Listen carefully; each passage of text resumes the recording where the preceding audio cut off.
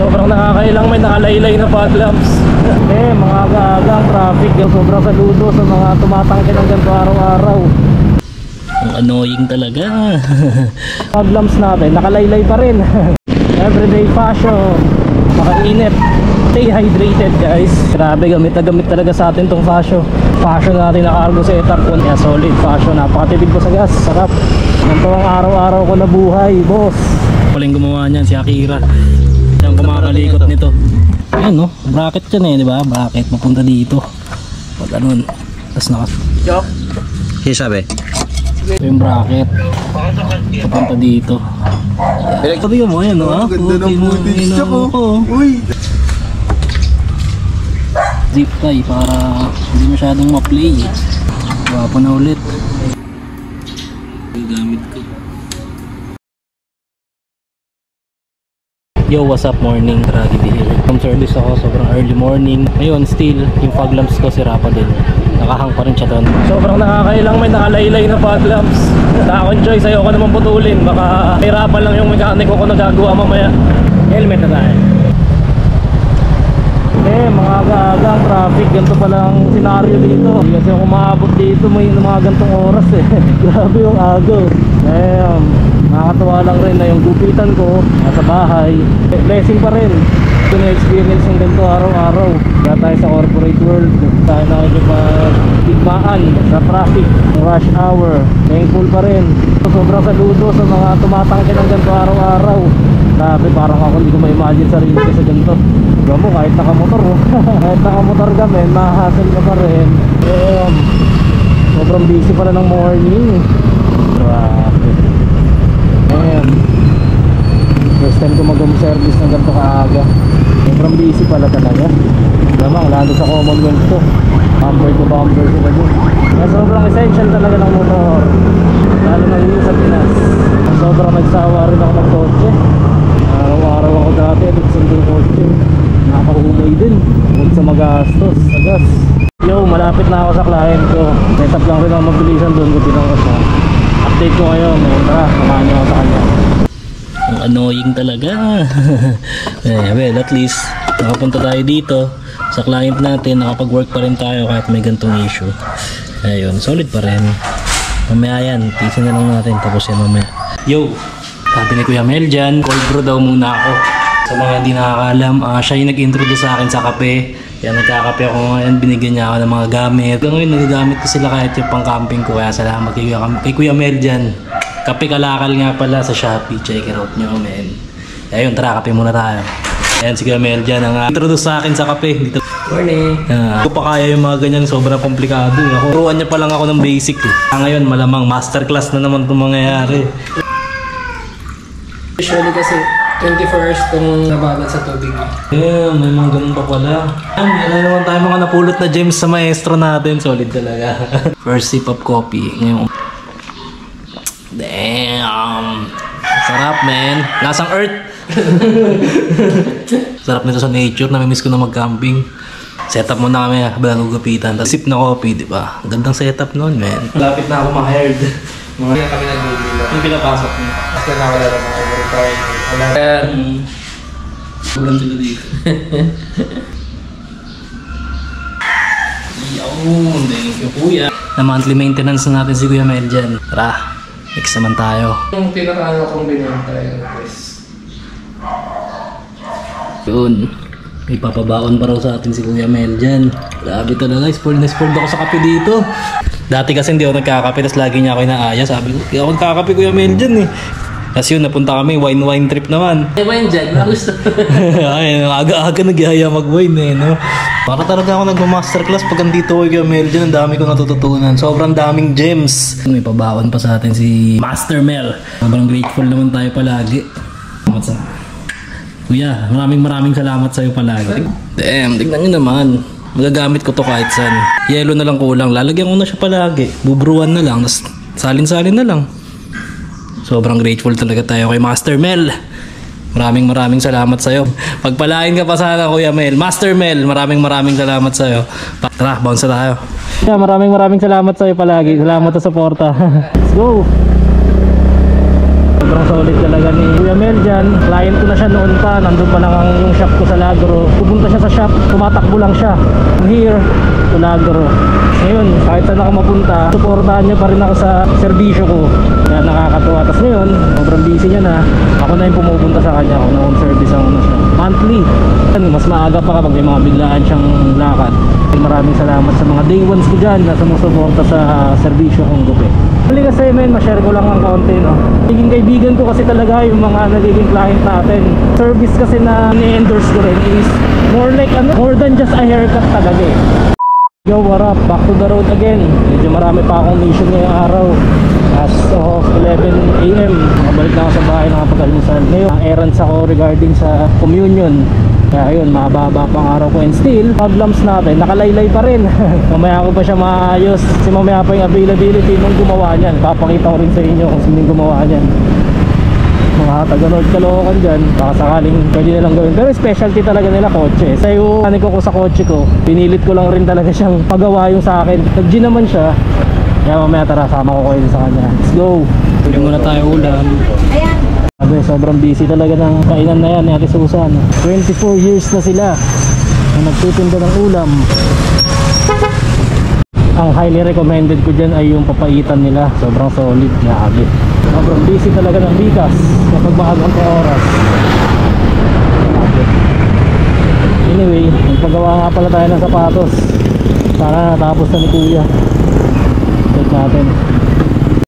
Yo, waiting tayo dito sa spot ni Kuya sa pinagpapagawa ko ng mga sapatos. Malis lang daw siya saglit eh. Hintayin natin. Yo, what up? Sabi ko babalikan ko na lang. Lulis ako eh kung anong oras babalik si Kuya eh. Baka maghintay ako matagal dun. Pero sabi niya kanina saglit lang daw. Hintayin ko na. May balis pala siya. Baka may kinuwang gamit. Tingnan ko na lang mamaya para makapag-lunch na. Everyday fashion.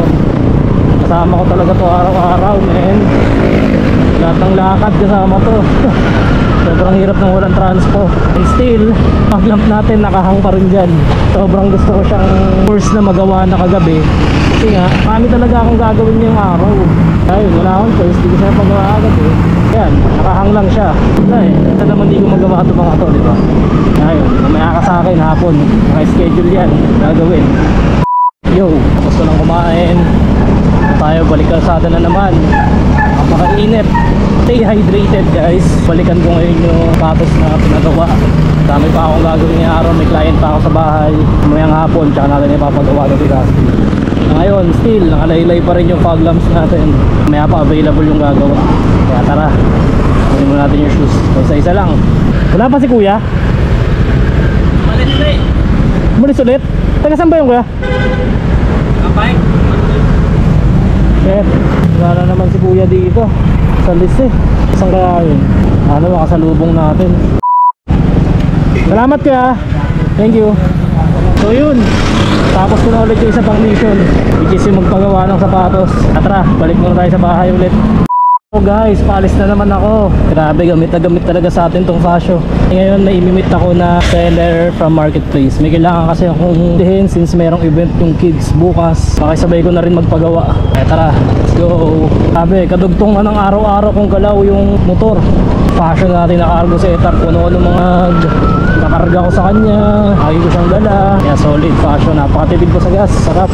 Yung mga gantong galawan na laging alis ng alis. Ay nako, hindi ka bibiguin sa gas consumption ito. One time nga nung pumunta ako kay Mike, yung vlog ko na yun, nakita ko na lang dito. Kung mapapansin nyo, 1 bar lang yung gas ko nun dito sa amin sa Caloocan, papuntang Manila. Tapos nung masundo ko na siya at nakapag-meet up pa kami sa May Ortigas, tsaka lang nag-blink. Adyanin mo yun. Sobrang layo nun. Pero sobrang solid, di ba? Angas. Fashion number 1. Angas ang kasabihan ng motor na to. Konting sipag, konting tiyaga, konting taga. Grabe, galing na ako dito kaninang umaga eh. Dumaan na ako dito eh. Kanina sobrang traffic dito. So yun, paikot-ikot lang ako dito sa area. Angas, di ba? Paronda-ronda lang ako sa perimeter. Taga dito yung mimit natin ngayon eh. Nang tuwang araw-araw ko na buhay, boss. Sobrang busy talaga. Kaya ginibag ko rin yung kotse. Dati ganito galawan ko. Pas nakakotse ako, ay na ginagabi ako. Sa traffic ko eh. Stability, medyo bagal. Kailangan makabalik ako agad. Hindi kaya, i-fit in mo sa isang alis lahat. Paano kapag merong mga incident na di pa available yung certain na gawain, di ba? Hassle na agad. Mangyayari, lalabas ka ulit. Kotse na naman. Pero the best combo talaga, may motor tsaka may kotse. Ayun, malapit na tayo ngayon sa client. Tapos kaping ko lang, tapos bounce na. Ayun, waiting lang tayo dito sa client. Sana dumating na siya. Lalakad na daw siya eh. Salamat po ate. Okay. Ayun, successful deal. Napakainit men. Expecta na tayo pagawa. Let's go. Yo, andito na tayo sa garage. Ayun gato. Papagawa na tayo. Let's go. Man, ang dinis na nang gawa ko rito. Na ano pa, nakulog pa. Ayan no. Ito nga pala yung gumawa niyan, si Akira. Ayan. Siya ang kumakalikot nito. Ayun, bali pang kotse talaga dito. Siya yung mekaniko ko nung sa Honda Civic ko nun. Ay wala eh. Dito trusted natin. Kaya pati motor. Di na din. Ayan. Saan dito? Ayan. Kalikot na naman sa Akira. Ayan no. Bracket yan eh. Diba? Bracket. Mapunta dito. Pag ganun. Tapos nakasuporta dito. Dikitan na lang daw yung baso para magkano? Joke? Siya sabi? Ito yung bracket. Papunta dito. Pinag-change oil ko. Parang pag ganun siya. Kay ano? Kay Joem. Ayan na. Okay na. Ito mo dito. Tingnan mo dito. Seryoso? Tingnan mo dito. Tingnan mo yung footage dito. Tingnan mo. Ayan o. Ganda ng footage siya po. Uy, sikat ka na yan. Tika yan o. Sikat ka na, Chok. Ayaw. On the starting of the week. Huwag kang kakalimutan ka ha. Ayan na. Gwapo mo dyan, Chok. Oh. Ayan. Grabe yung mga alisan ng Yossi na yun ah.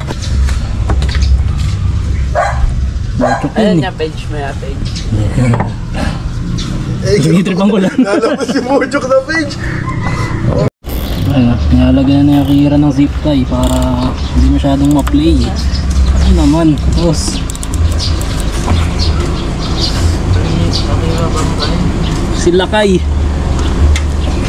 Ayan o. Nis. Lakay Pardo.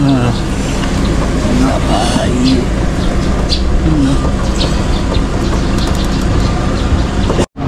Ayun, tapos na yung ginawa yung motor natin. Gawaan talaga to ng mga Honda Civic Elgato Garage. Yun yung bossing natin. Yan. What up man? Basta ang vlogger kong tropa. Yes! Naka-vlog ka pa. Elgato eh.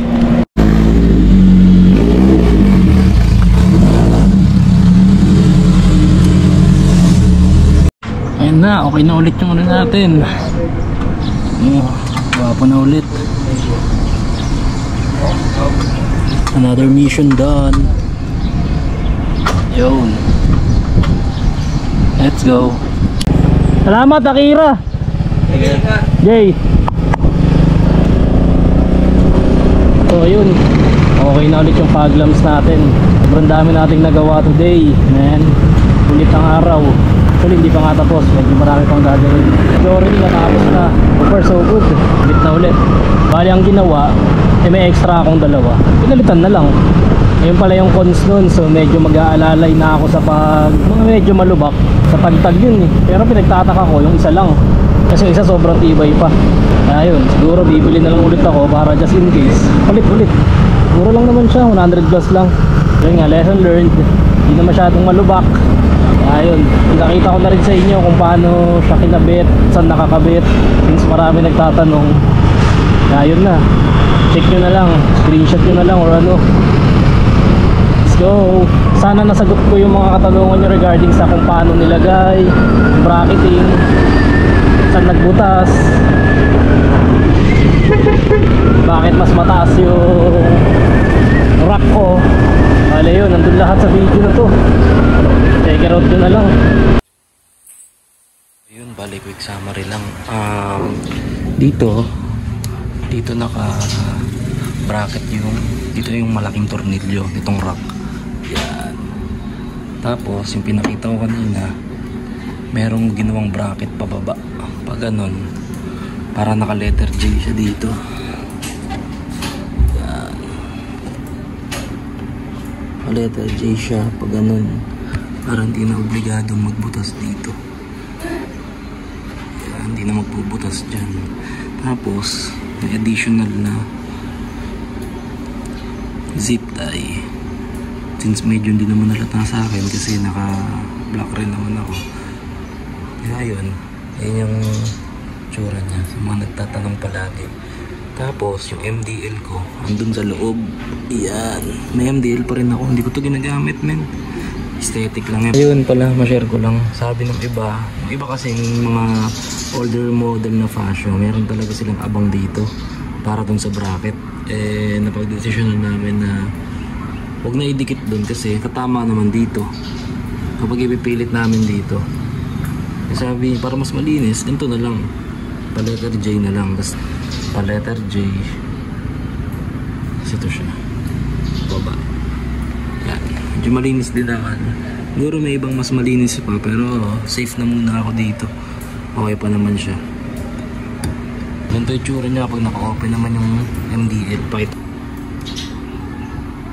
Diba? Dito man na-apektuhan. MDL pa rin talaga gamit ko. Kapag magpapagawa na lang kayo ng ganito, mind nyo na lang na hindi siya mas mababa. Kasi baka ma-block yung MDL nyo. Yun. Yo, what up? Nakapag-freshen up na ako. Tapos, sobrang dami nangyari ngayon. Napaayos ko yung motor. Yung mga errands ko, natapos ko na. Tapos, ayun men, nakita nyo naman sa video, napakarami kong ginawa ngayong araw. Tapos ang dami ko rin may mga ilan-ilan din akong client. Ayun, ngayon pala magtatapos yung araw ko as of, anong oras na ba? 9:41 men, ngayon lang ako nakaligo. Tapos na kumain lahat, diba? Sobrang sulit ng araw ko palagi, sobrang busy. Walang sinasayang na panahon at medyo kailangan magbawi. Yun na yun. Isa na lang hindi ko actually dalawa na dapat isisingit ko pa siya, which is yung magpa-car wash at saka pa-change oil ng motor. So hindi na talaga kinaya ng oras. Kaya yun, salamat sa inyo sa pagsama sa akin. Hanggang dito na lang men. Let's go!